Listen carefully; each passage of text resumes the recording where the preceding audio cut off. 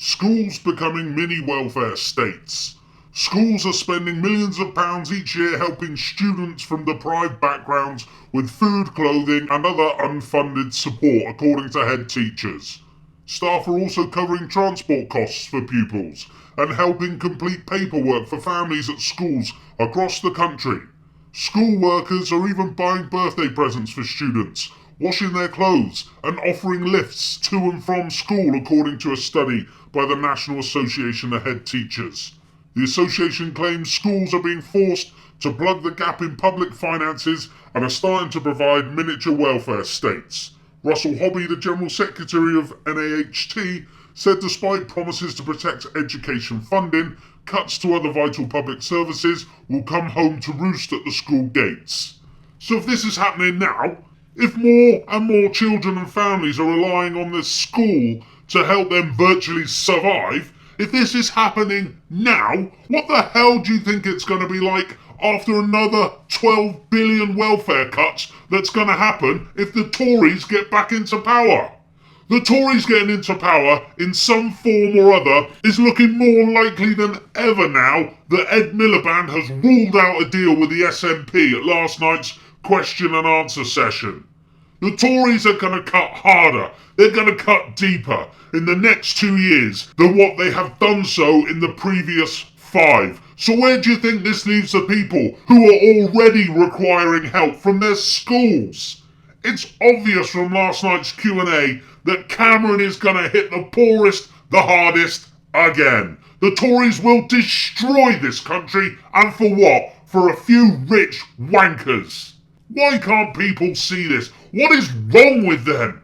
People are dying now because of the ideology of the Tories. Imagine how many more are going to die with deeper and quicker cuts. Is this what you want in 2015? People dying on the sword of the banks and the rich Tories? If you're thinking of voting for the Conservatives, are you really prepared to have more deaths on your hands? Are you really prepared to put hundreds of thousands, if not millions more children in poverty? If you are, you're a heartless, selfish idiot. The Conservatives do not care about the people. David Cameron would rather see dead people directly because of his policies than see life and happiness and people doing well. And all for what? To repay bankers' fake money that has never and will never exist. It's all made up out of thin air. It's all an illusion. What the Tory voters can't compute is that when people have nothing left to lose, they lose it. And this anger is coming, and it will be directed at the Tories. I hope they fucking take them down. Literally. This is what's going to happen if they're put back in power. The Tories are evil. But it's true that you get the government you deserve, because as a population, generally, we're fat, we're lazy, we're stupid soap opera watching muppets. We're about to be politically smashed in the face so hard that even my friend Robin might even be able to see that David Cameron and his rich friends just do not care about anyone but themselves. David Cameron only cares about his friends. He doesn't care about you. David Cameron doesn't care about you. He doesn't care about you. How many times have I got to say it? What will it take for people to listen? 1.1 million food bank users, whilst the wealth of the rich has doubled under the Conservatives, and Cameron says he wants to finish the job? Well, where the fuck is the finish line, Cameron? When we're all on welfare and there are dead bodies lying in the street and your rich friends can piss on them as they walk by? You've already done a great job of destroying this country, but if you get back in, it will become like a third world country. Is this what people want? Is it? Voting for the Conservatives doesn't make you morally any better than anyone else. It makes you an ill-informed, heartless prick. Unless you're a multi-millionaire, part of the elite, or one of David Cameron's friends, you are an absolute fucking idiot to vote for the Conservatives. Do you really want the less well-off to die as a result of their policies? And did you hear Ed Miliband at the Q&A last night? He said he'd rather give up power than do a deal with the SNP. What?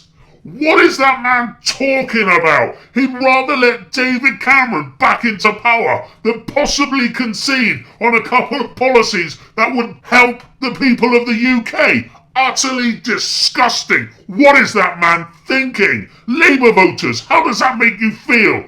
All of a sudden, after last night, your canvassing means nothing. Your work on the doorsteps means nothing. You're wasting your time because Miliband has decided that he's going to throw it all away and give power to the fucking Tories. They are all in this together. They are there to make sure the establishment get into power. Never has this been more obvious. Never has a vote for anyone but the Lib Lab Con been more important. I don't care who you vote for. Just do not vote establishment. What the fuck was Miliband thinking? How stupid is this man? Has he been bought? Is he being blackmailed? I know that sounds conspiratorial, but it was such a stupid thing to say, you have to wonder.